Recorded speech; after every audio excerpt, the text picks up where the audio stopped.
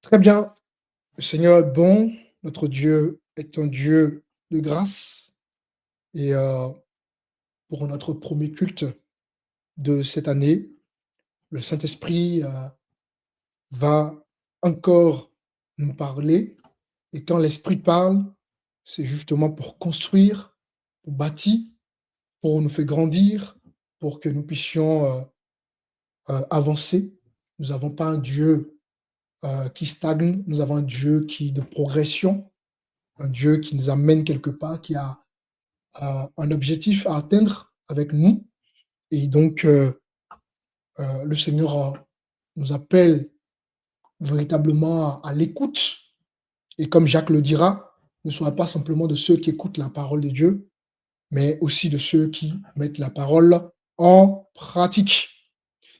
J'intitulerai le message, la prédication de ce dimanche, Soyons une église bâtisseuse. Soyons une église bâtisseuse. Et vous savez déjà que l'église n'est pas un bâtiment. Chacun d'entre nous, vous êtes donc le temple du Saint-Esprit. Et en vous réside ou habite, si vous voulez, le Saint-Esprit.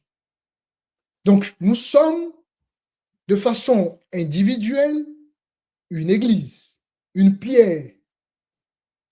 Des pierres que Christ utilise pour donc bâtir son église. 1 Pierre chapitre 2 nous dit nous sommes des pierres vivantes. Et donc l'église a plus une notion spirituelle qu'une notion physique. L'église est spirituelle et la construction de l'église est aussi spirituelle. Et par conséquent, chacun d'entre nous, donc, nous sommes donc des pierres spirituelles, n'est-ce pas, que le Saint-Esprit utilise, que Christ utilise pour bâtir son église. Tu es pierre, et sur cette pierre, je bâtirai mon église. En parlant bien évidemment de de l'appel de l'apôtre Pierre, et par la suite, l'appel va être donné à l'église. Et donc, nous sommes des pierres vivantes. Vous êtes la lumière du monde. Vous êtes le sel du monde. Donc, derrière chaque personne, Dieu a une mission. Voyez-vous, derrière chacun d'entre nous, il y a une mission. L'église, ce n'est pas simplement le rassemblement. Voyez-vous, l'église, lorsque l'église se rassemble, là où il y a 2 ou 3 personnes sont réunies en son nom, au nom de notre Seigneur Jésus-Christ, le Seigneur est là. Et donc, derrière une église, en tant qu'entité individuelle, et derrière une église en tant que communauté, il y a donc une vision.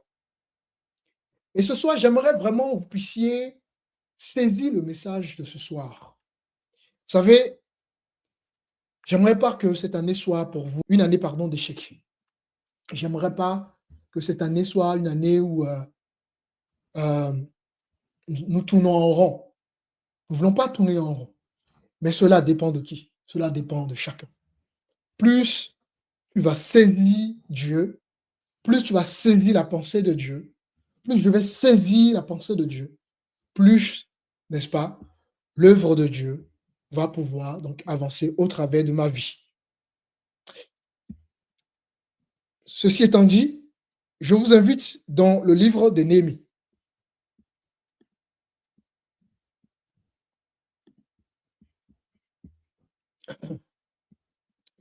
Nous allons prendre donc Néhémie.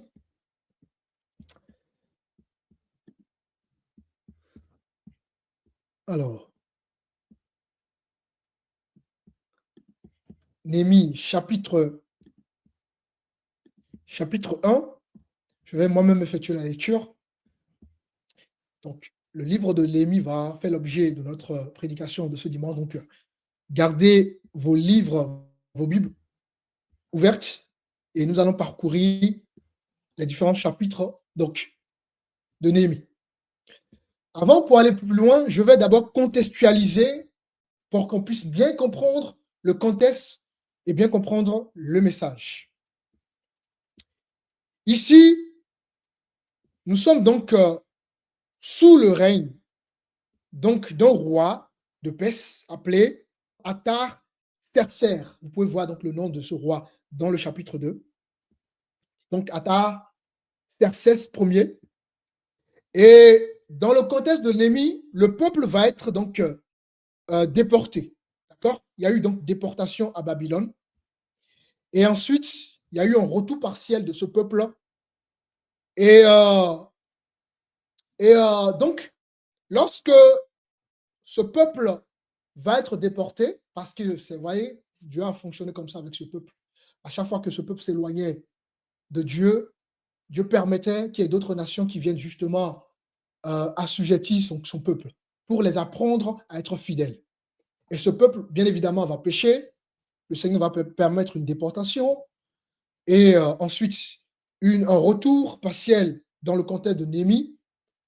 Et le temple va être donc reconstruit par Zorobabel, par Esdra, mais Jérusalem ne va pas être reconstruit. Et c'est dans ce contexte que Dieu va se révéler à Néhémie. Donc, on voit que dans le chapitre 2, Néhémie, qui n'était pas à Jérusalem, il était loin de Jérusalem, il était donc dans une ville, dans la capitale appelée donc Souze, n'est-ce pas? Et il va apprendre que Jérusalem était toujours en ruine. La ville de Jérusalem était toujours en ruine, puisque lui, il se trouvait à Suse, la capitale donc de l'Empire perse. Donc, il est loin de Jérusalem. Malgré qu'il est loin de Jérusalem, son cœur quand même reste attaché au dessein de Dieu. Et dans le verset 2, ses frères vont le rendre visite et il va prendre des nouvelles de ce qui se passe avec son peuple. Et donc, on l'informe que donc, la ville de Jérusalem, donc dans le verset 3, on le voit bien, hein, on voit que la ville de Jérusalem, et, qui a donc des survivants, sont donc dans la détresse. On voit que Jérusalem est dans l'opprobre. On voit que les murailles sont donc détruites. Et quand il apprend cette nouvelle, son cœur va s'attrister. Et regardez la réaction qu'il va avoir donc dans le verset 4. Lorsque j'entendis ces choses, je m'assis, je pleurais et je fus plusieurs jours dans la désolation. Donc, il apprend ici que l'œuvre de Dieu est négligée. Il apprend ici que le dessein de Dieu est négligé. Il apprend que Jérusalem, les survivants qui étaient donc ceux qui ont été déportés à Jérusalem et qui sont de retour à Jérusalem, sont dans la détresse. Il apprend que Jérusalem est dans l'opprobre. Il apprend que les murailles de Jérusalem, donc c'est-à-dire l'œuvre de Dieu, n'est-ce pas? Les murailles sont détruites. Et quand il apprend que l'œuvre de Dieu n'évolue pas, quand il apprend que l'œuvre de Dieu a été abandonnée, quand il apprend que l'œuvre de Dieu est négligée, il s'attriste, il se met en peine. Alors, quelle a été sa réaction lorsqu'il apprend cette mauvaise nouvelle? Quand il apprend ça, qu'est-ce qu'il fait?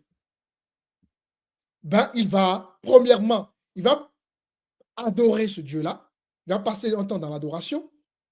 Ouais, on voit les termes comme Dieu est grand, il est redoutable, donc il va passer véritablement un temps dans l'adoration, une vie dans l'adoration.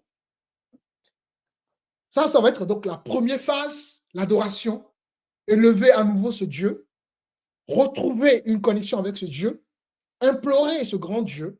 Ça, c'est la première phase. Deuxième phase, nous sommes donc dans le verset 5. Hein, donc voilà, vous qui lisez. Dans le verset 5 toujours, il va donc passer à la confession. Il s'inclut dans la confession, il s'inclut dans la faute. Il aurait pu ne pas s'inclure dans la faute parce que lui n'est pas à Jérusalem. Mais il s'inclut dans la faute. D'accord? Et ensuite, qu'est-ce qu'il fait? Troisième phase, il va rappeler à Dieu ses promesses.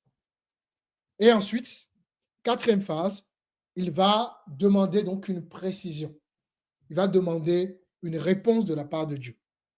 Alors là, Dieu apparaît à cet homme et Dieu choisit cet homme. Dieu mandate cet homme. Alors, mes frères, mes sœurs, vous devez comprendre que l'Église, c'est une œuvre de Dieu. L'Église, je répète, c'est une œuvre de Dieu. Et pour qu'une œuvre fonctionne, il faut un visionnaire. Il faut une vision.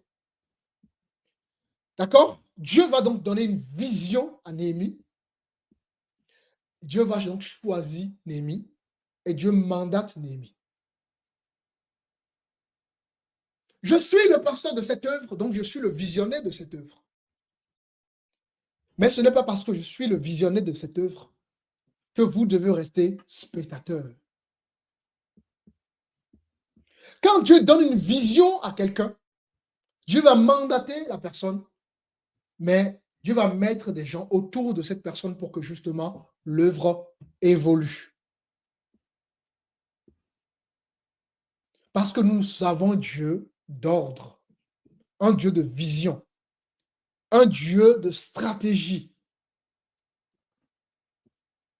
Et quand le Seigneur veut accomplir une œuvre sur la terre, il commence souvent par d'abord appeler un homme.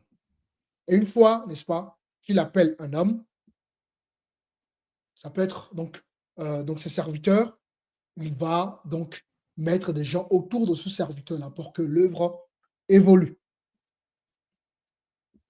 Et si l'Église comprend cela, si vous comprenez cela, les amis, vous allez passer d'une Église spectatrice à une Église bâtisseuse. L'Église, ce n'est pas simplement je viens, je me connecte, je vais à l'Église, je prie. L'Église va plus loin que ça. Lorsque Dieu a touché quelqu'un, il y a une vision derrière. Si Dieu t'a touché, c'est pour une vision.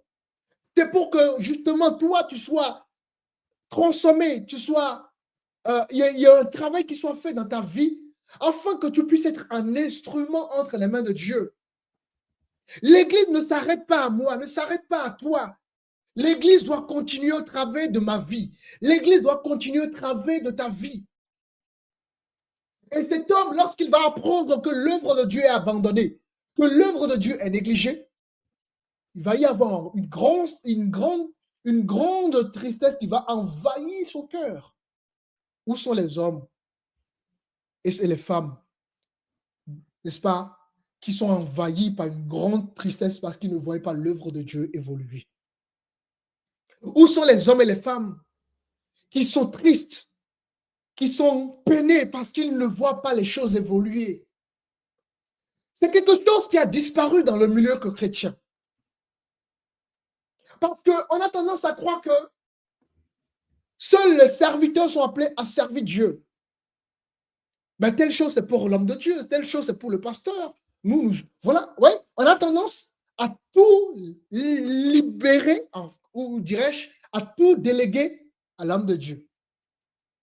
Mais mon frère, ma soeur, tu as un rôle dans l'Église. Chacun d'entre nous, nous avons un rôle dans l'Église pour Dieu. Chacun d'entre nous, nous avons une mission pour Dieu. Donc, j'aimerais que tu puisses comprendre que Dieu t'appelle à sortir de ton rôle de spectatrice en tant qu'Église à bâtisseuse en 2026. J'aimerais que tu sois une bâtisseuse et non une spectatrice. J'aimerais que tu sois un bâtisseur et non un spectateur. Alléluia. Amen. Vous comprenez quelque chose? Amen. Dieu ne nous met pas ensemble par hasard. Dieu ne met pas les gens ensemble par hasard. Il y a une vision, il y a une mission, il y a une stratégie, il y a une œuvre derrière. Et chacun d'entre nous, n'est-ce pas, est un instrument que Dieu veut utiliser pour que son œuvre évolue. Mais pour que l'œuvre évolue, il faut y être véritablement ce désir pour Dieu. comme Néhémie va avoir ce désir. Je me rappelle que Néhémie, dans le contexte où justement Dieu apparaît à Néhémie, il n'était pas un prêtre ni un sacrificateur. Néhémie, il travaillait auprès du roi de Perse, d'accord? Donc, il n'avait pas une fonction en tant que sacrificateur, hein. On peut le voir, hein. Quelqu'un me prend le dernier verset, le verset 11 du chapitre 1. On va voir donc sa fonction au moment où Dieu se révèle à lui. Néhémie chapitre 1, le dernier verset. Ah Seigneur, que ton oreille soit attentive à la prière de ton serviteur et à la prière de tes serviteurs qui veulent craindre ton nom.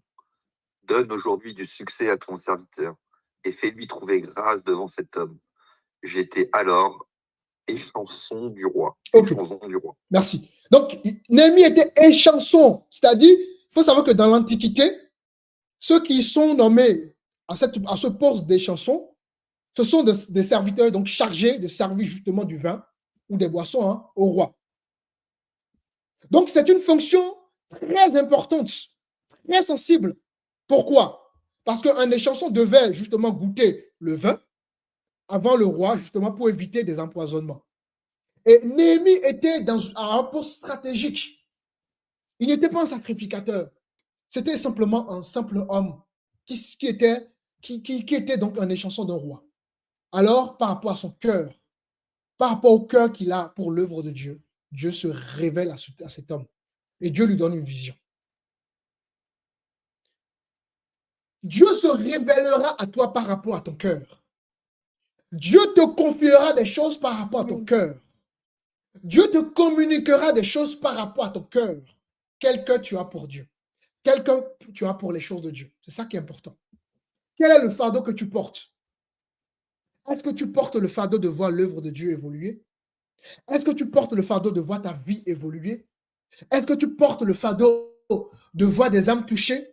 De voir Dieu se révéler davantage dans la société, au sein de la société? Quel est le cœur que tu as pour Dieu? Dieu veut des cœurs disposés, mes frères et sœurs.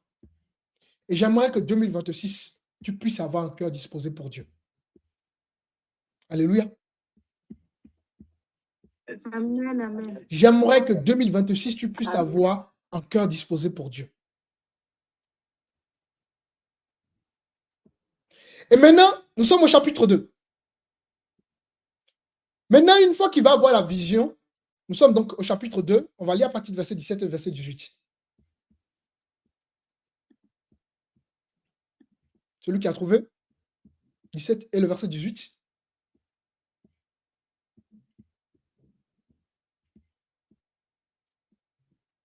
Je leur dis alors, vous voyez le malheureux état où nous sommes.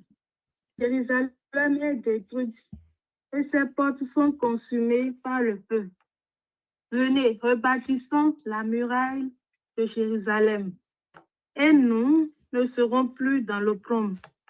Et je leur racontai comment la bonne main de Dieu avait été sur moi et quelles paroles le roi m'avait adressées. Ils dirent, levons-nous et bâtissons. Et ils se fortifièrent dans cette bonne résolution. Amen. Lorsque cet homme va être attristé de voir que l'œuvre de Dieu n'évolue pas, qu'il va être peiné parce que l'œuvre de Dieu n'évolue pas, Dieu se révèle à lui.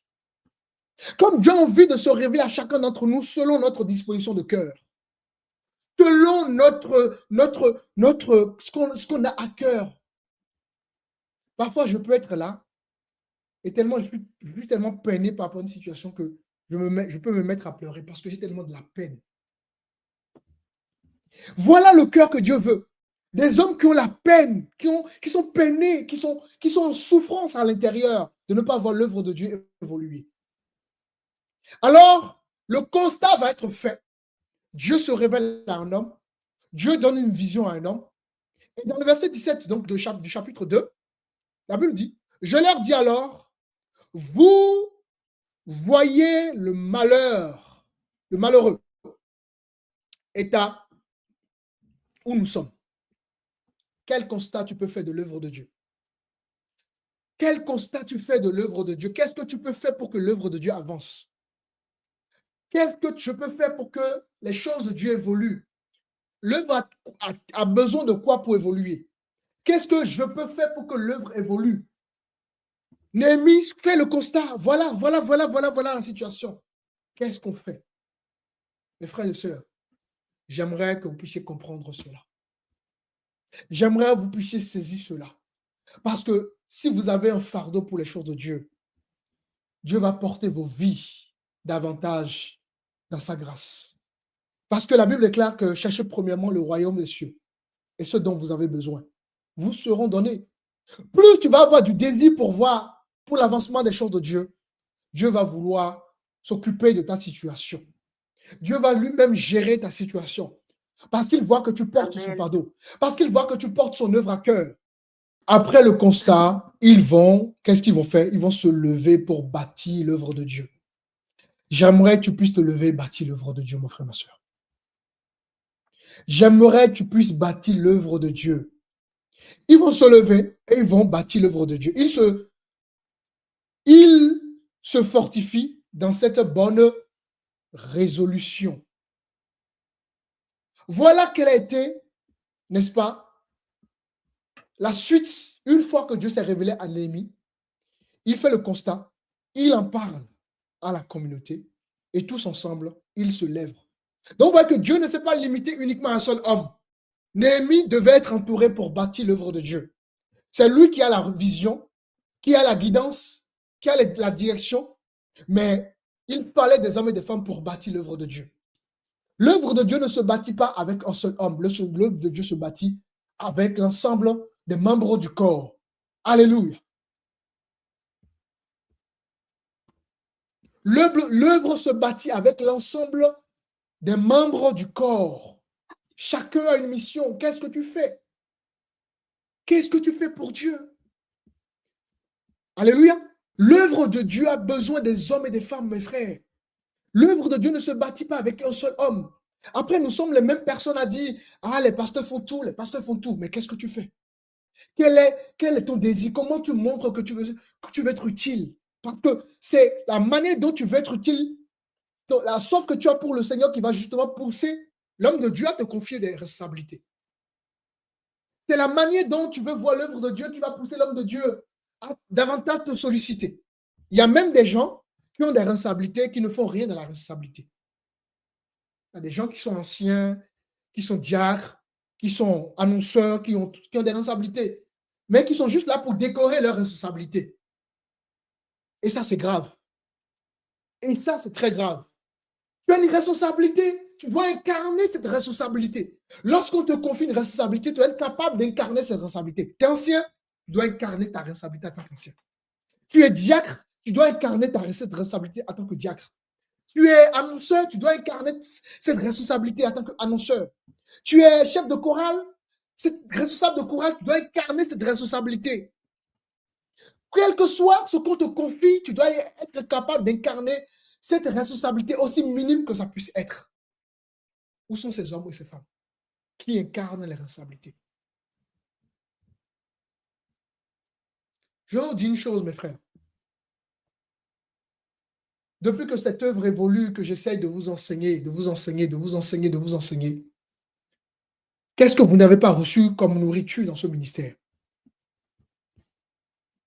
Vous avez la grâce d'être correctement nourri.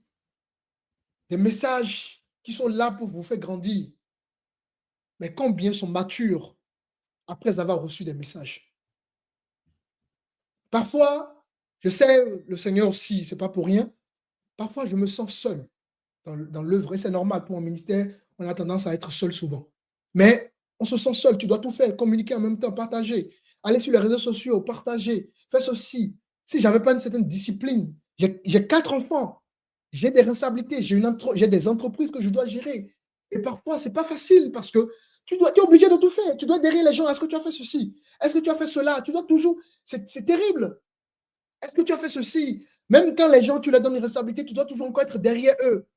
Est-ce que tu as fait ceci? Est-ce que tu as appelé ceci? Comment tu as fait ceci? Et sur le coup, la personne va être zélée. Sur le coup, la personne va comprendre que là, il y a une erreur. Il y a une erreur. Mais quelque temps, la personne baisse encore les bras. et tu dois encore voilà, tu vas encore rebooster la personne. N'est-ce pas? Ça laisse à croire qu'on n'a pas ce fardeau-là. On n'a pas ce fardeau-là. Quand on est tout le temps derrière nous, c'est parce qu'on n'a pas le fardeau pour le Seigneur, tout simplement. Parce que quand on a un fardeau pour Dieu, on n'est pas obligé d'être toujours derrière les gens. Il y a des choses qu'on va faire naturellement. Ah, pasteur, voilà ce que j'en pense, qu'est-ce que tu en penses? Qu'est-ce que tu me dis? Est-ce que voilà, pasteur, voilà, j'ai à cœur de faire telle chose. Parce que chacun a un rôle dans la communauté. Dans une église, nous avons un rôle. Et notre rôle ne se limite pas simplement dans l'église. Nous sommes aussi des bâtisseurs de la société. Mais ça doit commencer déjà dans notre église, dans notre communauté. Et ensuite, nous allons continuer dans la société. Hein? Combien? Les amis, nous devons prendre des bonnes résolutions et servir le Seigneur. Nous devons prendre les bonnes décisions et chercher à ce que le ministère évolue, l'œuvre de Dieu évolue. Et ne pas tout attendre, tout attendre.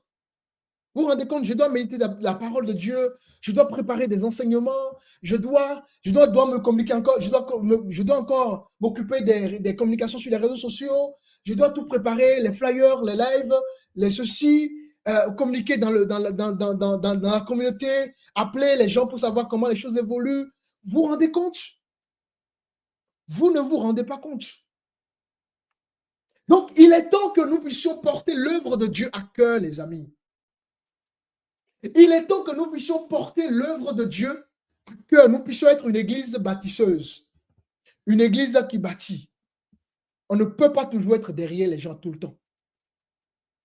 On ne peut pas. Voyez, on a fait une veillée, par exemple. Hein, l'œuvre qui est au Bénin, par exemple. Hein, l'œuvre aurait pu se lever, dit, bon, il y a une veillée, nous-mêmes on prépare une salle, on essaie de se connecter. Pourtant, cette œuvre a un ancien. Cette œuvre a des responsables. Mais à ma grande surprise, il n'y a pas eu aucune préparation par rapport à cette œuvre. La dernière fois que je suis parti au Bénin, j'ai investi de l'argent dans le billet d'avion, dans la salle. Il y a beaucoup d'argent a été investi. On a même perdu au final la salle et l'œuvre stagne. Parce que si je ne suis pas là, les gens ne font rien. Il est temps que je vous dise la vérité. Je suis fatigué. Je suis fatigué de voir les mêmes choses. Je suis fatigué d'être derrière les gens. Je suis fatigué de répéter la même chose. Je suis fatigué de voir des gens qui ne grandissent pas. Je suis fatigué que les gens, on les enseigne, on les instruit, mais ne grandissent pas. Je suis fatigué des gens qui se prennent comme des responsables, mais qui ne font rien derrière. Je suis fatigué d'être toujours derrière les mêmes personnes, les amis. Cette année, je veux travailler qu'avec des gens qui sont zélés. Si tu n'es pas zélé, je te mets de côté. Tu n'es pas ambitieux pour le Seigneur, je te mets de côté. Tu ne veux pas travailler pour le Seigneur, ben, n'attends plus ma considération. N'attends plus quoi de moi. Tu ne veux pas saisir les choses. N'espère pas que tu aies une place. Soit tu veux servir le Seigneur, et là, tu auras tout mon encouragement, mon soutien, mon appui pour servir le Seigneur. Soit tu ne veux pas servir le Seigneur, et nous allons nous concentrer sur ceux qui veulent servir le Seigneur. Nous allons nous concentrer sur ceux qui veulent servir le Seigneur. Je suis parti au Bénin. Il y a eu plus de 50 personnes qui ont été touchées. Aujourd'hui, ils sont ces âmes. Ces âmes qui ne viennent plus à l'église. Combien d'entre vous ont appelé les âmes pour prendre des nouvelles? Combien d'entre vous sont allés rendre visite aux âmes depuis que j'ai quitté le Bénin, par exemple? Je parle à l'œuvre au niveau du Bénin. Combien? Combien on fait des efforts? Qu'est-ce qu'on fait pour que l'œuvre évolue? Ce que le pasteur fait pour bâtir, l'argent qui a été investi, le temps qui a été investi. Toutes ces choses qui ont été investies, il a eu le fruit du travail, du labeur, de tout ce qu'on a fait. Combien? En dehors d'une seule personne. En dehors d'une seule personne qui se lève, qui se bat pour que l'œuvre ne se refroidisse pas. Et quant à l'œuvre de la France, combien prennent des initiatives pour le Seigneur? Je bénis déjà ceux qui contribuent financièrement à l'œuvre. On les bénit, mais il ne faut pas s'arrêter à là. Il y a encore d'autres choses. L'œuvre doit évoluer en France. L'œuvre doit se lever davantage avec des hommes qui ont saisi la vision, avec des hommes qui ont compris la vision de Dieu, avec des hommes et des femmes qui ont compris qu'ils sont des instruments puissants entre les mains du Seigneur, qui vont être utiles. Il faut qu'on puisse être utile pour l'œuvre de Dieu. Et 2026, j'aimerais véritablement qu'on rentre dans une autre dimension. 2026, J'aimerais pas continuer à être derrière toujours les mêmes personnes, mais à voir les gens qui saisissent. Et donc, lorsque Néhémie va parler de la vision, la communauté va saisir la vision. La communauté va se réveiller et ils vont se lever pour l'œuvre de Dieu. Parce qu'ils vont voir qu'il faut que l'œuvre évolue. Jérusalem était abandonnée. Alors, il faut que les murailles soient construites. Il faut que l'œuvre de Dieu évolue. Ils diront, levons-nous et bâtissons. Et ils se fortifient dans cette bonne résolution. Et donc, dans le chapitre, nous sommes au chapitre 2. Donc, le chapitre 1, c'est le constat, la vision. Ensuite, le chapitre 2, la vision va être partagée avec la communauté. Néhémie va partager donc la vision.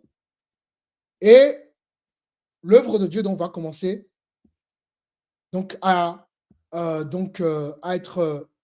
les gens vont se lever pour l'œuvre de Dieu, hein, et toute la communauté va se lever donc, pour bâtir donc, les murailles. Donc, ce qui est important de retenir ici, donc à partir déjà du chapitre 3, maintenant on peut prendre le chapitre 3, on va voir que les chefs vont se lever, les artisans vont se lever, les familles vont se lever, des femmes et des hommes vont se lever, et chacun va bâtir l'œuvre de Dieu.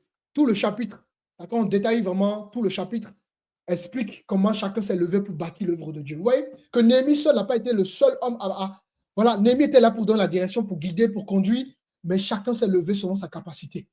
On n'attend pas une responsabilité avant de servir le Seigneur. On n'attend pas d'être parfait avant de servir le Seigneur, parce que des gens se cachent derrière ces choses. Ah, moi, je ne suis pas prêt. Moi, je ne suis pas ceci.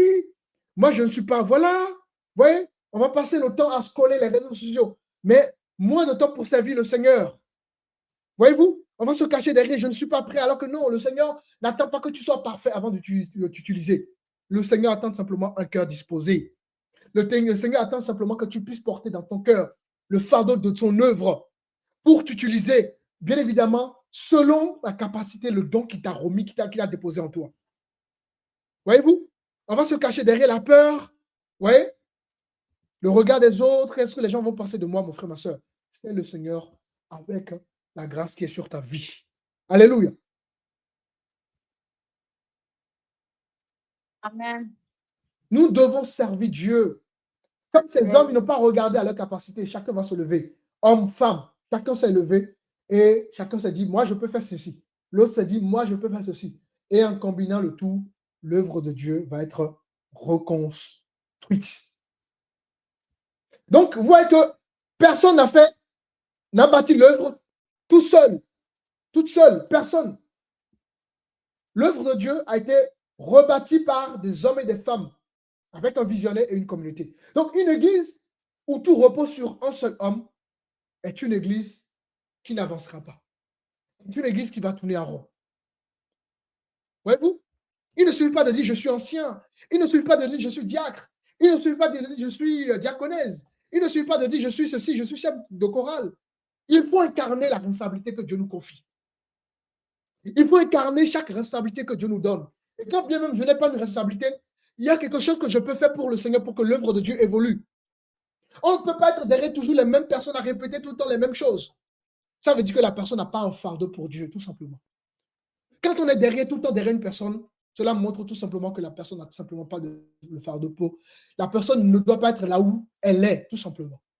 Et 2026, je ne veux plus être derrière les gens qu'il ne faut pas être. Je veux être des gens que je vois qui sont motivés, qui persévèrent, qui sont prêts à voir l'œuvre de Dieu évoluer. C'est ce genre de personnes que je veux plus accompagner. C'est ce genre de personnes plus que je veux porter dans mes prières. Alléluia. À un moment donné, Amen. nous devons grandir. À un moment donné, nous devons porter l'œuvre à cœur. À un moment donné, nous devons comprendre que je ne suis pas chrétien, ni chrétienne par hasard. Mais je veux être un instrument, je veux être utile pour Dieu. Je veux servir Dieu.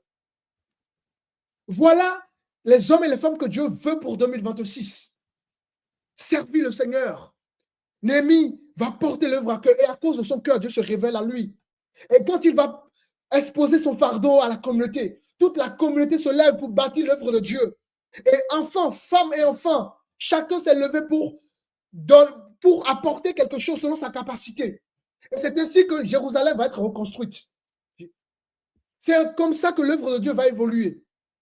Donc, une église où tout est reposé sur un homme ne peut pas évoluer. Une église où chacun refuse sa place est une œuvre, n'est-ce pas, qui va bloquer. L'œuvre avance quand chacun accepte justement sa responsabilité. L'œuvre n'avance pas quand chacun attend les autres. Non, n'attends pas l'autre. Qu'est-ce que toi tu peux faire? Voilà, voilà, qu'est-ce que je peux faire? C'est ça qui est important. Moi, qu'est-ce que je peux faire? Je ne vais pas attendre forcément l'autre, parce que si tu veux attendre l'autre, jamais. Vous vous rendez compte si je devais attendre chacun d'entre vous? Vous vous rendez compte? Jamais l'œuvre ne serait là où elle est aujourd'hui. Si je devais attendre chacun, ça fait longtemps que je me suis déjà découragé à servir Dieu. Si je devais attendre chacun, ça fait longtemps que j'aurais déjà déposé le ministère de côté. Donc, on n'attend pas l'autre. C'est ce qu'on peut faire chacun qu'il faut désirer. Qu'est-ce que moi je peux faire pour Dieu? Je n'ai pas l'argent, mais qu'est-ce que je peux faire? J'ai l'argent, qu'est-ce que je peux faire? C'est ainsi qu'on peut faire évoluer l'œuvre de Dieu. Et 2026, Dieu cherche des Néhémies. Dieu veut des Néhémies. J'aimerais que tu sois Néhémie de 2026 au nom de Jésus. Alléluia. Amen. J'aimerais que tu sois, n'est-ce pas, Néhémie de 2026, un homme disposé, une femme disposée de cœur. Comme Néhémie, lorsqu'il va apprendre que l'œuvre de Dieu n'évoluait pas, il va pleurer, il va jeûner, il va prier. Il était en peine. Où sont ces hommes qui pleurent et ces femmes qui pleurent? Où sont ces hommes et ces femmes qui sont en jeûne pour l'œuvre de Dieu? Où sont ces hommes et ces femmes qui se sentent mal parce que l'œuvre de Dieu n'évolue pas? Où sont ces hommes et ces femmes, n'est-ce pas, qui fléchissent leurs genoux devant Dieu pour crier à Dieu parce que l'œuvre de Dieu n'évolue pas? Parce que Dieu veut des hommes et des femmes disposés de cœur. Et cette année, j'aimerais que tu puisses disposer ton cœur pour Dieu, à la faveur de Dieu, pour que tu sois un instrument utile entre les mains de Dieu. Alléluia. Ça va? Amen. Amen. Est-ce que vous comprenez, les amis? Vous recevez des enseignements, des prédications pour grandir, pour à un moment donné, voilà, pour prendre des initiatives. Si vos initiatives sont dans la vision, on va vous encourager pour ça. D'ailleurs, je suis mieux placé, vous le savez, ceux qui sont là depuis un témoin, vous savez que je ne suis pas là pour vous décourager, au contraire, je suis là pour vous encourager. Quand il y a des initiatives qui sont prises, j'encourage. Non, je vais à l'église, je prie. Non, ça ne s'arrête pas là. Il faut que l'œuvre évolue, des âmes soient touchées. Dieu puisse se glorifier au travers de nos vies. On n'attend pas d'être parfait avant de servir le Seigneur. On n'attend pas d'être prêt avant de servir le Seigneur. Je prie encore pour avoir la confirmation. Non, avant que tu n'aies la confirmation, tu peux déjà servir le Seigneur à ton niveau. Ce n'est pas encore le bon moment. Non, arrêtons de dire ces choses-là. Quand est-ce qu'il y aura le bon moment? Voilà, tu as dit, voilà, en 2025, tu as dit que ce n'était pas encore le bon moment jusqu'à ce que l'année est terminée. Tu vas encore recommencer la même chose? Ce n'est pas le bon moment pour que 2026 encore se termine? Non, les amis. Je veux régler ma vie d'abord. Non, ne règle. Oui, en servant le Seigneur, tu peux continuer à régler ta vie. Donc, nous devons avoir les attitudes qu'il faut, mes frères, mes sœurs, pour que l'œuvre de Dieu évolue. Amen. Amen. Par sa grâce et selon les capacités. Dieu ne veut pas que tu connaisses les versets par cœur. Même si tu as un verset par cœur, c'est bon pour servir le Seigneur. Même si tu n'as aucun verset par cœur, tu peux déjà servir le Seigneur. Servir le Seigneur, ce n'est pas dans la fonction ministérielle. Qu'est-ce que tu fais pour que ta famille soit touchée, ton entourage soit touché, les gens que tu connaisses soient touchés? C'est ça qui est utile pour le Seigneur. Et maintenant, nous sommes donc au chapitre 5. Et quand ils vont se lever, Lévi va se lever avec la communauté pour construire. Ils vont commencer par construire l'œuvre de Dieu. Vous voyez que donc l'œuvre de Dieu ne se fait pas avec une personne. Elle se construit avec un visionnaire, d'accord, et toute la communauté. Et pendant qu'ils vont commencer par justement construire l'œuvre de Dieu, nous sommes donc au chapitre 5. Quelqu'un peut prendre le verset 3 rapidement.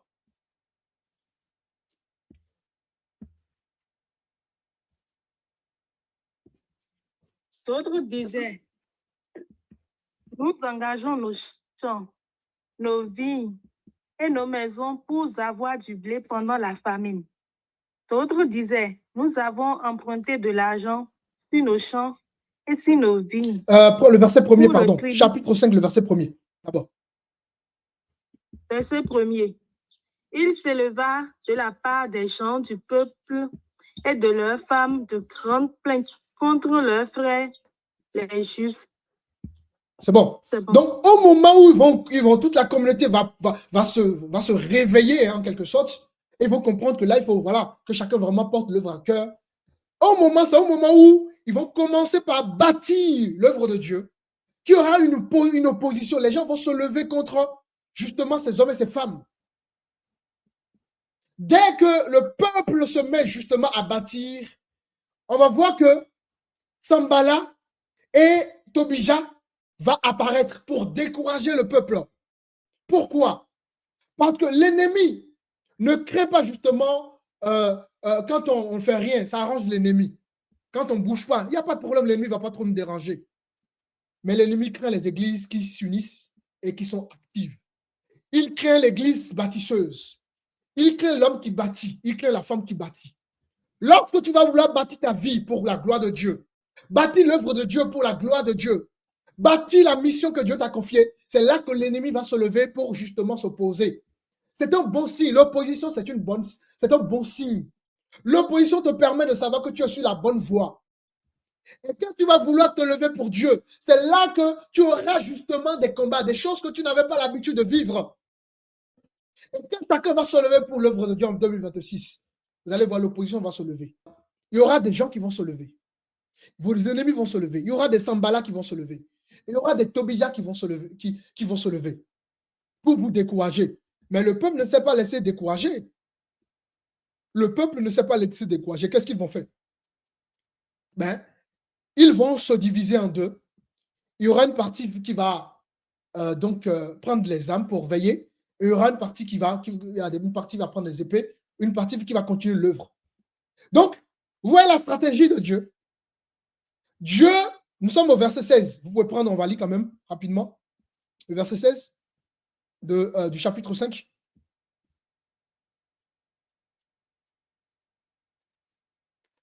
Celui qui a trouvé. Verset 16. Bien plus, j'ai travaillé à la réparation de cette muraille et nous n'avons acheté aucun champ. Et mes serviteurs tous ensemble étaient à l'ouvrage. Amen. Donc, on peut prier et agir en même temps. Les deux. En même temps, nous sommes au front. En même temps, nous sommes en train de bâtir l'œuvre de Dieu. En même temps, nous sommes concentrés sur notre vie pour que notre évolue, qu'on change d'attitude, de comportement, qu'on marche dans la sanctification. Et en même temps, on peut servir le Seigneur, les amis. On peut servir le Seigneur en même temps. Pendant que oui, Dieu t'appelle à une vie de perfection. Amen. Dieu t'appelle à grandir. Mais si tu veux attendre, grandir avant de servir le Seigneur, jamais tu ne serviras Dieu. Si tu veux attendre que ta vie soit restaurée complètement avant de servir le Seigneur, jamais tu ne serviras Dieu. Donc oui, en même temps que tu es disciple du Seigneur en train de justement laisser l'Esprit transformer ta vie, tu peux être au service de Dieu. Tu peux être un instrument entre les mains de Dieu. Et 2026, Dieu veut justement des Néhémies qui font les deux à la fois. Alléluia. Amen. Amen. Donc, une première opposition va s'opposer par rapport à ça. Et nous sommes donc au chapitre 6. Qu'est-ce qui va se passer? Une autre opposition va s'imposer. Bon, je vous lis rapidement parce que voilà, nous sommes pratiquement à la fin du temps. Dans le chapitre 6, il y aura donc des gens qui vont proposer des deals, de la distraction. Au moment où tu vas servir le Seigneur, c'est en ce moment que l'ennemi va vouloir te distraire. C'est en ce moment que les portes qui étaient fermées, tu auras des fausses opportunités. Et si tu n'es pas, au moment où tu sers le Seigneur, c'est en ce moment que tu auras un poste qui va se libérer, un poste qui va prendre pratiquement tout ton temps. L'ennemi peut faire ça pour une opportunité déguisée pour justement te distraire. J'aimerais quand même qu'on puisse lire. C'est très important que nous puissions lire ça. Nous sommes donc au chapitre 6 et nous sommes au verset 1er. Je n'avais pas encore posé les battants des portes lorsque Sanballat, Tobija, Geshem, l'Arabe et nos autres ennemis apprirent que j'avais rebâti la muraille et qu'il n'y restait plus de brèche. Continue. Alors, Sanballat et Geshem m'envoyèrent dire « Viens et ayons ensemble une entrevue dans les villages de la vallée d'Ono. » Ils avaient médité de me faire du mal. Je leur envoyai des messagers avec cette réponse. J'ai un grand ouvrage à exécuter, et je ne puis descendre le travail serait-il interrompu pendant que je le quitterai pour aller vers vous? Ils m'adressèrent 4 fois la même demande, et je leur fis la même réponse. Amen. Sanballat, 4 fois la même demande. En fait, on voulait les distraire de l'œuvre de Dieu. On voulait les détourner de l'œuvre de Dieu. Et il y a une réponse magnifique que Néhémie va donner, qui est magnifique. Je fais un grand ouvrage et je ne puis, n'est-ce pas, je ne puis descendre. J'aimerais que tu puisses dire à toutes les distractions de 2026 que tu fais un grand ouvrage. Tu ne peux pas te laisser distraire par justement ce que Dieu t'a confié. Alléluia. Et à chaque fois, vous voyez, il y a eu insistance. 4 fois, n'est-ce pas? La tentation a insisté. Mais regardez toujours, à chaque fois que la tentation insiste qu'on résiste, la tentation nous laisse toujours en paix. Quand Jésus a été tenté dans le désert, à plusieurs reprises, à un moment donné, Satan a lâché prise. Vous voyez? Donc, à chaque fois, la tentation sera là. La tentation va insister. Mais c'est à nous de résister. Voilà pourquoi la Bible déclare résister au diable. Alléluia. J'aimerais que tu puisses résister cette année et que tu sois une bâtisseuse pour le Seigneur. Que chacun soit véritablement, n'est-ce pas, un instrument utile entre les mains du Seigneur.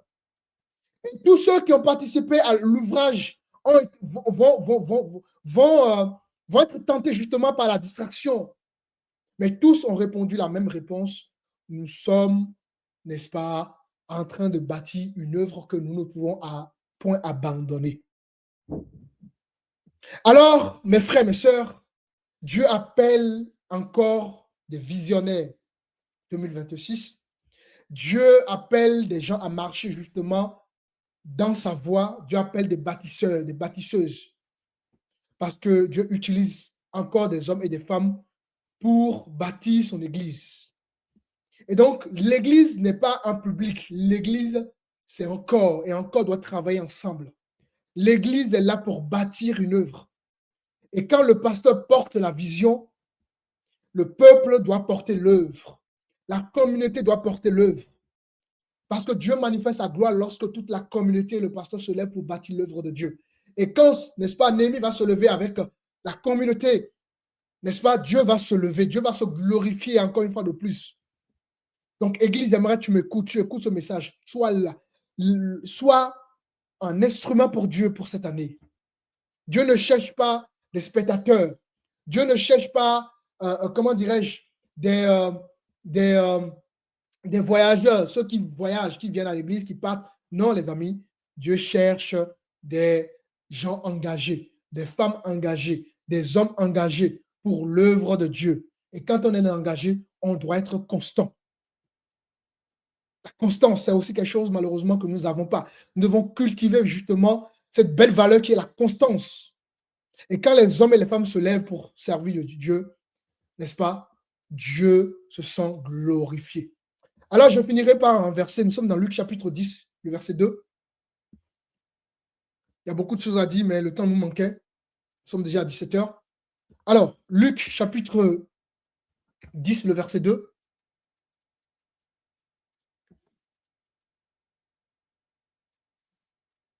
Il leur dit, la moisson est grande, mais il y a peu d'ouvriers. Priez donc le maître de la moisson d'envoyer des ouvriers dans sa moisson. Alléluia. La moisson est grande, mes amis. Vous n'avez pas idée de ce que Dieu attend de nous. La moisson est grande. Mais malheureusement, il y a peu d'ouvriers. J'aimerais que tu sois un ouvrier pour Dieu en cette année. J'aimerais, je dis bien, que tu sois un ouvrier entre les mains de Dieu. Que tu sois cette église bâtisseuse entre les mains de Dieu. Tu ne sois pas simplement un spectateur, mais une église bâtisseuse, un bâtisseur, un homme qui bâtit, une femme qui bâtit. C'est ce que Dieu veut pour 2026. Cette année, nous ne voulons plus que cette année soit comme 2025. Si l'année 2025, nous n'avons pas été des bâtisseuses, 2026, nous voulons être des bâtisseuses dans la main de Dieu. Nous voulons être des bâtisseurs dans la main de Dieu. Nous voulons être des ouvriers dans la main de Dieu parce que la moisson, elle est grande. L'œuvre, elle est grande. La vision, elle est grande. Mais Dieu veut une communauté qui s'engage. Dieu veut une communauté qui se lève. Dieu veut des gens qui sont engagés. non pas des gens, derrière lequel il faut toujours faire ceci, faire cela, faire ceci, faire cela. C'est le temps. Le temps d'être derrière les gens est révolu en 2026. 2026, je ne serai plus derrière aucune personne. Il faut qu'on arrête d'être dans l'apparence. Moi, je suis diacre, moi, je suis diaconesse, moi, je suis chantre, moi, je suis serviteur, moi, je suis servante. Il faut qu'on arrête tout ça. Être serviteur, ça se voit par les œuvres. Être diacre, ça se voit par les œuvres. Être ancien, ça se voit par les œuvres. Être chef de chorale, ça se voit par les œuvres. Être ministre de Dieu, ça se voit par les œuvres. Être bâtisseur, ça se voit par les œuvres. Être bâtisseur, ça se voit par les œuvres. Donc, je veux voir les œuvres dans notre vie en 2026. Alléluia. Amen. Amen. Amen. Est-ce que quelqu'un a besoin qu'on prie pour lui?